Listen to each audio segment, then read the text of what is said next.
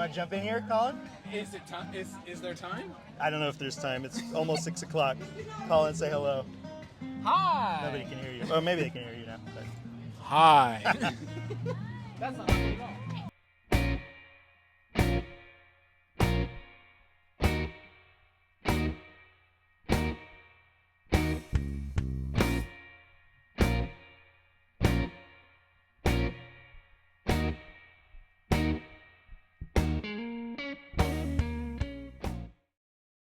Over the loudspeaker is live at the Hayward Night Market. We're here with Alex, who is, what are you, the founder? Are you the organizer? Are you do it all at the Hayward Night Market? I was the founder. I consider myself a co-organizer of it. I have someone else that helps me, so I'm not, I have help, yes. Cool. But yeah. And can you tell us a little bit about just what drove you to start the Hayward Night Market? What sparked the idea? So the idea came back in let me rewind a bit. Yeah. I am also part of the Hayward Community Coalition, HayCoCoa. And what we pushed for in 2020 was for the reallocation of money from the frozen portion of the police budget to be given back to Hayward. Yep. And with that money, we pushed for different things. And one of those things we pushed for was a participatory budget where we get to pick projects that we want in our own neighborhoods. There was a campaign for that. Eventually, the Hayward's People budget came out of that. And in this area where I live, one of the winning projects was a night market. What area are we in? We are in Sector 1. Commonly mistaken as South Hayward. This is not South Hayward, this is West Hayward. West Hayward. It's a good way to weed people out if they're not really from Hayward, ask them that. So this is Sector 1. And what kind of drove me to do this is I grew up in this area. I played baseball in the area. Those baseball fields aren't there anymore. All the events I feel like were always in downtown. And I wanted to be able to do something that was in my backyard. And so that's kind of what drove me here, doing something in my backyard where my neighbors and my family can walk here and then walk home and enjoying the same things that everybody else does in downtown frequently. Yeah. So that's what drove me to that. And I'm just trying to make it bigger and bigger each year. And this is now the second year that you're doing the Hayward Night Market. Yes. It looks like a great turnout so far. I think you're doing it a little earlier in the year, so the sun hasn't quite gone down. It's not quite nighttime. Yes. If people are watching this and they're like, it's not even night, what's going on? Yes, the not so Hayward Night Market. Yes, that is our AKA. But I think I saw that there's over 70 vendors. 70 vendors? Yes, there's 71 vendors technically. 71 yes, vendors. Yes. Food, community organizations, arts organizations. What else? Vendors that are selling merchandise. Yeah, there's services. There's Hayward institutions like the Hayward Herald. The Sun Gallery's here. The organizers are over there, HayCoCoa. We got the new Run Club down the way. So we got new and exciting projects, but we also got older institutions like the Sun Gallery who've been around for, 50, 60 years, something like that. So. And we're doing this interview as people are interacting with the Hayward Herald here. So if it feels like we're screaming a little bit, that's why. It's there's a lot going on right now. But thanks, Alex, for joining. You're our very first interview. Thanks for joining the Hayward Herald. And over the loudspeaker, because this is technically over the loudspeaker. This is where it's going to go. But it's a Hayward Herald show. So thanks, Alex. Nice. Appreciate it. Yeah. Keep doing what you do, Nestor and Colin. Right. So we're now joined by Vanessa, who is also another organizer with the Hayward Night Market and with various other groups. She does a lot of things. But talk a little bit about what we're doing tonight, how it's going, what the vibe is like. Yeah, so we're at the Hayward Night Market. This is our second year doing this. Me and Alex have kind of just been connecting with a lot of different folks in the community in terms of getting people to perform, getting different vendors. I think this year we have 70 vendors, which is amazing. So many of them who live and work and go to school in Hayward. So we wanted this to be as rooted in Hayward as we could. And so far, I mean, we've had Hayward Youth performing. We have another Hayward singer about to perform. So it's just really amazing to live in a city that you care so much about and see so many other people who care about the city just as much and want it to be something beautiful. And so, yeah, it's great to be a part of that.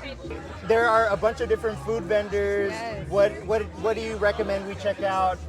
I mean, the snow cones, like, I'm sure they're popping off right now because it's so hot. There's like 2 lemonade stands, which like awesome because someone's probably gonna sell out. I haven't eaten yet, but I'm sure like the taco place, the person at the end has like tacos birria. There's like a lot of good stuff. So You're wearing the yellow vest, so that means you're running around all night. Yeah. And we got to get you some food. We got to get you some drinks. So Yeah. thanks for stopping by. exactly, Hayward yeah. Herald. You hear the music cutting Yeah, I down? heard the music gotta cut get us, up and you there. got to Yeah. go. Grab that Yeah. mic. Thank you very much. Thank So we're joined by Princess from Stack Run Club. What are you all doing here at the Hayward Night Market? I'm so nervous. Don't worry. So we hosted a free 5K community run this morning. At This Eden morning? Shores. Yeah, it was this morning at 10 o'clock, early risers. And the runners are coming to the night market to pick up their medals. Cool. So when it's organized, are all the runs organized in Hayward, or are they like? Yeah, Spread we're out, or- strictly based in Hayward, Cool. so Stack Run Club is from Haystack, Hayward Run Club. So we do different paths in Hayward, different trails, so that everyone can get to know the community. But lately we've been doing weekly runs on Mondays at Eden Shores. You know, it's gonna be called Mondays at Eden Shores. Yeah, we're at Gordon E. Oliver Park, I believe. Like specifically, but every Monday at 6:30. Cool. And do you have to be an experienced runner to be able to join, or can it be like me, who hasn't ran in like Oh no, I 6 don't. years? I don't run at all. Oh, okay, good to know. So there's like different levels. There's some people that like, it's usually a 5K. Some people go like extra credit. They'll do the 5K and then they'll run extra after. Cool. Some people come just to hang out. It's like a sunset run and it's by the water, so it's really pretty, really nice. Some people walk. I bike sometimes. Cool. Some people come just for like activities at the end. Like lately we've been playing like spike ball, basketball, Sweet. volleyball at the end. Some people just come for the activities too, just to hang out with everyone. Awesome. Great. So if you're interested in doing some activities, maybe doing a little bit of running, maybe a little bit of biking, or just hanging out, hit up the Stack Run Club. Find them on social media. You all know how to do that. Heal your inner child. We play some playground games. There you go. Heal your inner child. I love that. All right, cool. Thanks for Can that. they see my medal? I didn't run this today. This is stolen valor, but I want them to know. Yeah, we're not editing that, by the way. So now it's the people of Hayward know. All right, we're joined by City Councilmember George Syrop and community organizer and local hero. No, I don't. He saves kittens out of trees. You might see him walking his dog Pate. Am I giving up too much information here? That's my security question. Oh, that shoot, you've just sorry.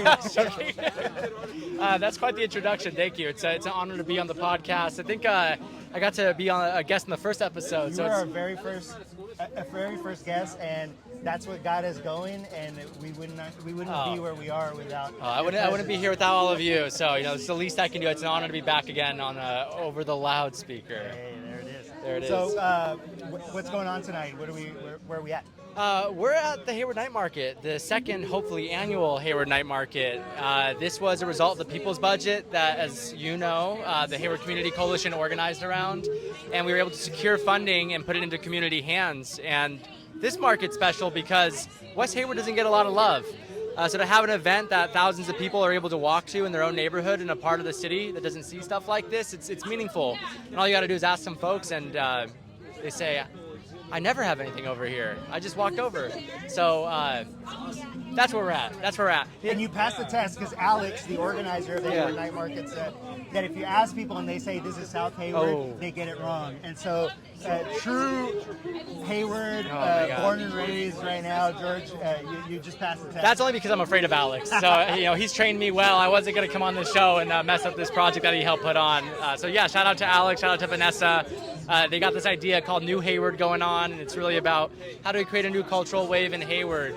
How do we get people to engage with their city differently? And just excited to be a part of it. Cool. Is there anything that right now City Council is not in session, is that correct? Yes, we just started our recess from July till mid-August.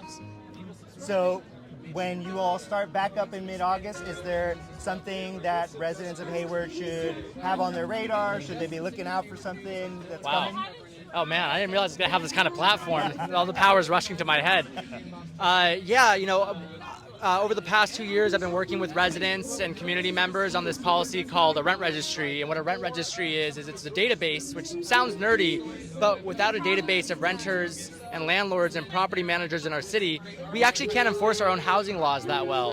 We have a friend whose mom is a senior, lives on her own, and I used to say 20% rent increase. I checked in with him today. His mom got an 85% rent increase. Now, that's illegal, whether you're at the state level or at the local level. That's just straight up illegal. Not only is it illegal, it's immoral. It's immoral. That landlord should feel horrible, and because we're recording, I won't say anything else. Thank you. And so, what we need to do is have a different kind of process where the burden isn't on a tenant, like a senior, to have to say, is this right? And then navigate the city and try to get this corrected. When, a lot of working families that are renting, they don't have time to go to the courts. They don't have time to find a lawyer. So how can we as a city protect our renters? And that's what a registry really does. Is it says, hey, landlords, if you want to increase your rent, you got to report it to the city. That way we're able to quickly verify from the beginning, upstream, whether or not it's legal. If you're going to evict somebody, you got to let us know. That way we can verify upstream if it's legal. We don't put that burden on the working class or less powerful person, but you put that on the person that's raking in, $1 to $3 grand a month as you try to just have a place to stay in your own city. And the reason I think this is important to fight for is 41% of our city are renters. We're talking over 60,000 people. Most of them are rent burdened, spending over 30% of their paycheck on their rent bills. And as a result of this high cost of living, which is the top issue in the city, we're seeing people move out of Hayward. So we used to have 163,000 people, now we're down to 155. Wow. And the people that are leaving aren't homeowners, they're renters. And that hurts our schools, that lose enrollment, that then lose funding. And then you wonder why we have this $55 million budget deficit in the school district. People can't afford to live here. So we're really just trying to keep people in Hayward, keep Hayward home. And that's what the registry is about. And it's going to come before the council for discussion on whether or not we move forward on it in September, early September, September 2nd. And this isn't anything that Hayward is doing on its own, right? Other cities have done it. City of Berkeley has it, City of Oakland, San Francisco has it.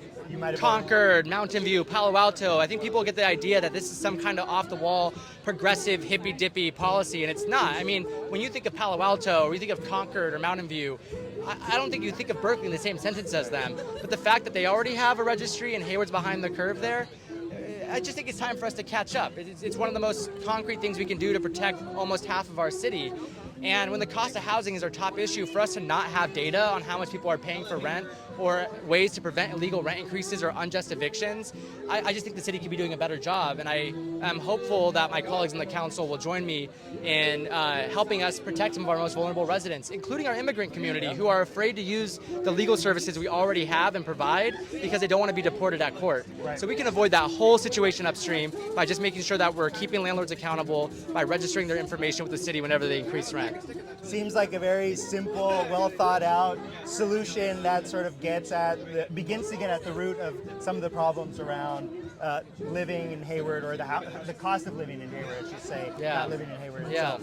But thanks, George, for jumping on. Thanks for taking the time. We'll see if we can get any other city officials to come on. I wonder who's out here. They won't. We'll see. We'll see what happens. Yeah. Well, thanks for sharing your platform with me. Always a pleasure to be on the show. Thanks, George. All right, so we're here with Alexis from the Hayward Community Coalition. Thanks for joining us. Thank you for having me. Hayward Herald. Thanks for having me. What is HayCoCoa doing here at the Hayward Night Market? We're talking to people about how they can get involved in their community, how they can organize. Cool. So let me interview you. Okay, interview me. So what is the Hayward Herald?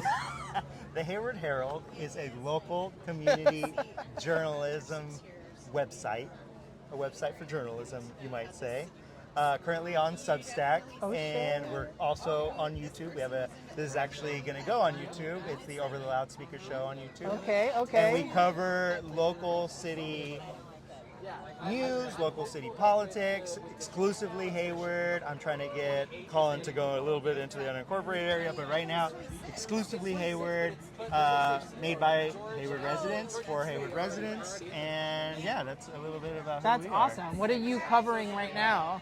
Right now, Colin and I are on a summer break because, as you know, City Council is currently on their recess. But usually what Colin does is he'll go to every single, or he'll either watch every single City Council meeting, or he'll read the minutes, and then he'll write something up on it and cover the main points. And when we go on our YouTube show, we'll do the headlines for each month, and we'll talk about what happened in the news, what's happening locally. And we'll have a little bit of a discussion, sometimes on Hayward news and sometimes on some bigger topics. So, do you have any big haters? Colin, do we have any big haters? Maybe a few. Wait, who's your biggest fan? Our biggest fan, we actually just met two people at the last Ice Out of Hayward protest, which happened a couple weekends ago. I met a reader and a subscriber to the show and her daughter, and it was really cool to meet people out in the community who actually tune in and watch our show, and we were able to chat with them, and it was really cool to interact with them. What do you think makes them like the show? I think they like the show because it's local, it's timely, it covers things that are happening in their community, and I think it does. I think Colin writes in a way that is in sort of trying to be like, too intellectual or too. It's straightforward news. It's something that you can easily read, something that you can easily digest. It's in your inbox every 2 weeks. You don't have to pay for it. It's completely free. Nice. If you want to read any news right now, you have to go through a paywall usually. What has been your most controversial piece so far? What's the most controversial piece, Colin, that we've had? That's a good question.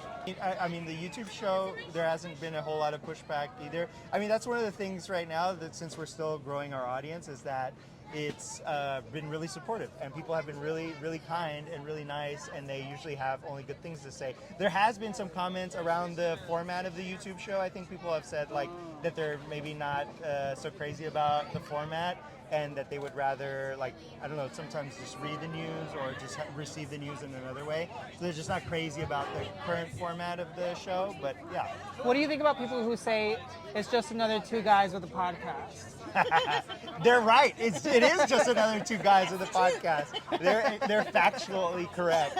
And I think one of the things we want to do is as much as we can diversify the voices locally. So like I'm trying as much as, especially because we only are two guys with a microphone. We don't have the capacity to do everything. So if you're interested in local journalism, you should get involved. You should reach out. You should tune in.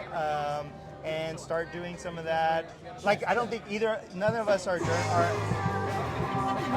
sorry. I think that's our cue. Music just started. Neither of us are actual journalists. We're just community members that really care about Hayward. So smash that like and subscribe button, and we'll see you at the next episode. Thanks, Alexis, for interviewing me.